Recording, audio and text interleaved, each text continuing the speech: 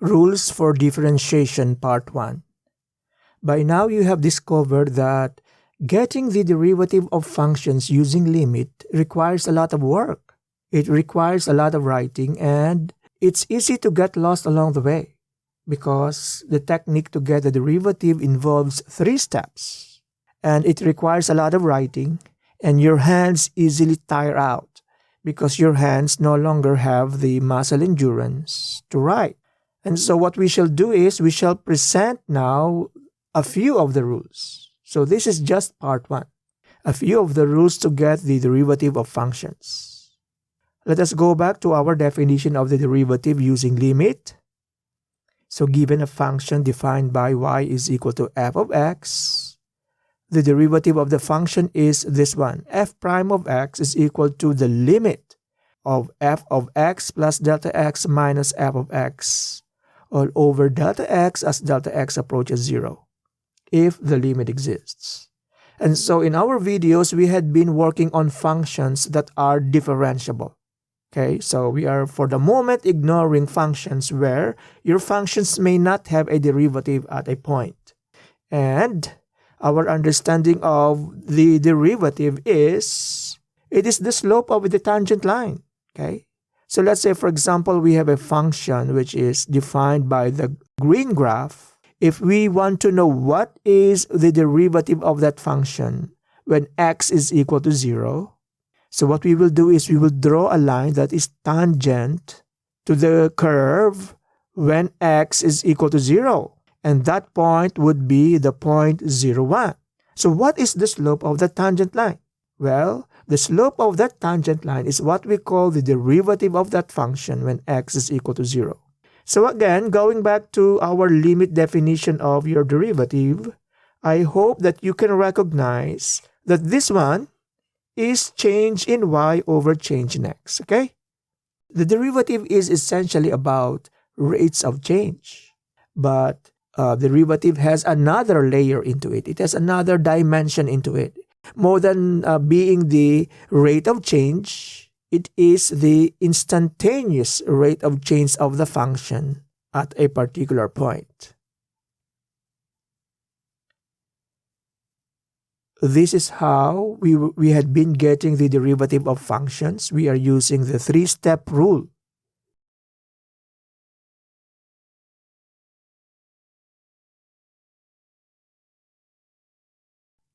So we will supplant the 3-step rule with theorems or rules about how to get the derivatives.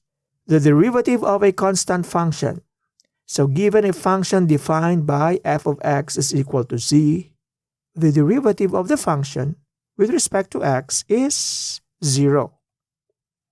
So this is our another notation for the derivative. D over dx of z is equal to 0. It is easy to agree with this theorem or with this rule because constant function is a function whose graph is just a horizontal line. If we shall draw a line that is tangent to that graph, that tangent line is going to be horizontal. And you know the slope of a horizontal line. It's 0. So let us show it using the 3-step rule. Suppose, for example, f of x is equal to z. Okay, so this is our first step. F of x plus delta x minus f of x is c minus z. And it is equal to 0. We shall divide the results of step 1 by delta x. And what is that equal to? It is equal to 0 divided by delta x, and that is equal to 0. We go to step 3. What is the limit of the results of step 2 as delta x approaches 0? So it's the limit of 0 as delta x approaches 0, and it is equal to 0. That is our symbol to mean that we are done with our proof. What is the derivative of a simple linear function? So let's say, for example, our function is f of x is equal to m times x. F prime of x is equal to m. Of course, that will be the derivative, because that is the slope of any line that is tangent to this function. F of x is equal to m times x. And again, our other notation for the derivative is this one, d over dx of m times x is equal to m. Okay, so let us show why that is true.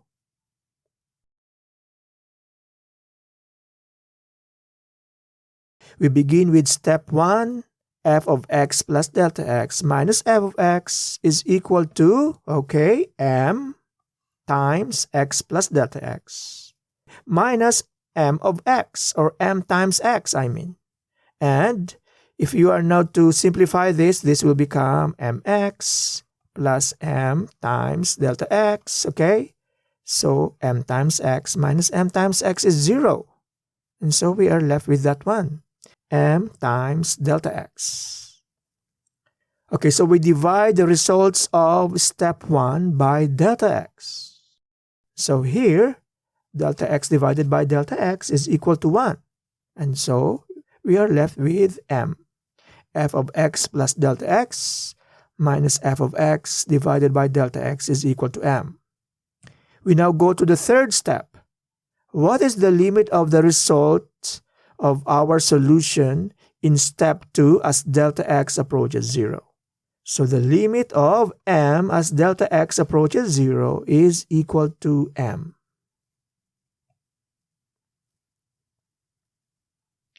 Derivative of a degree n monomial function. F of x is equal to x times, or x raised to n. Given a function defined by f of x is equal to x raised to n, the derivative of the function with respect to x is f prime of x is equal to n times x raised to n minus 1. So let us show this. Why is this true? Step 1.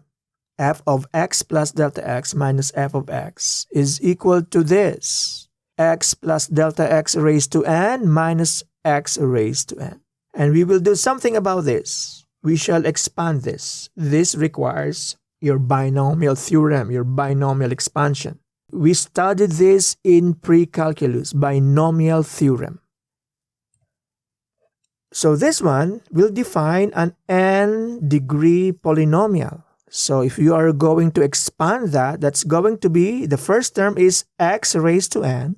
This is the next term, n taken 1 times x raised to n minus 1 times delta x, plus, in general, each of the terms of your polynomial of degree n is defined in this way, n taken n minus r times x to the r times delta x raised to n minus r. Okay, so the last term of your binomial expansion is this one, delta x raised to n.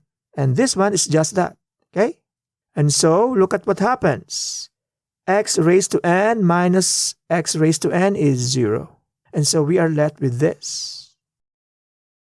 Each of these has a common factor. This is the common factor. And we will factor it out. Look at that. So this one will be n taken 1 times x raised to n minus 1. And all the rest of the terms will have delta x as a factor. Where did that come from? Well, n taken 1 is equal to n factorial over n minus 1 factorial times 1 factorial. Okay, so 1 factorial is just 1. So n factorial is equal to n times n minus 1 factorial divided by n minus 1 factorial. Again, 1 factorial is just 1. So n minus 1 factorial divided by n minus 1 factorial is equal to 1.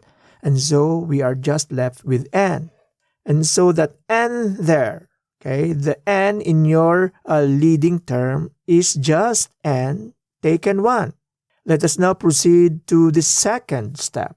We will divide the result of step 1 by delta x. Delta x divided by delta x is equal to 1. And so we are left with this. Okay. Again, pay attention to this. This, the leading term, no longer has delta x as a factor, but the rest of the terms has delta x as a factor. Let us now proceed to the third step. So we will get the limit of the results of step 2 as delta x approaches 0. Okay? Okay, so the limit of this as delta x approaches 0. So the limit of this, it's not affected by delta x. So the limit of that is just this. And the rest of the terms has delta x as a factor, as a common factor. And so the limit of that as delta x approaches 0 is 0. So n times x raised to n minus 1 plus 0 is just n times x raised to n minus 1.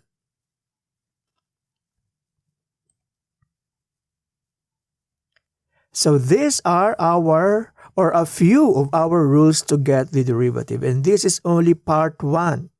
Okay, part 1. Now I will add 2 more. Okay, I will no longer prove this. Product of a constant and a differentiable function. Okay, suppose we have a function that is like that. It is a product of a constant and a function that is differentiable. So what is the derivative of big F of x?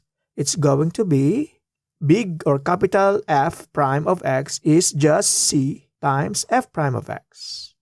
How about the sum or difference of two differentiable functions? Suppose capital F of x is equal to this one, f of x plus or minus g of x. So if f of x and g of x are differentiable functions, the derivative of big F of x with respect to x is equal to the sum or difference of f prime of x and g prime of x.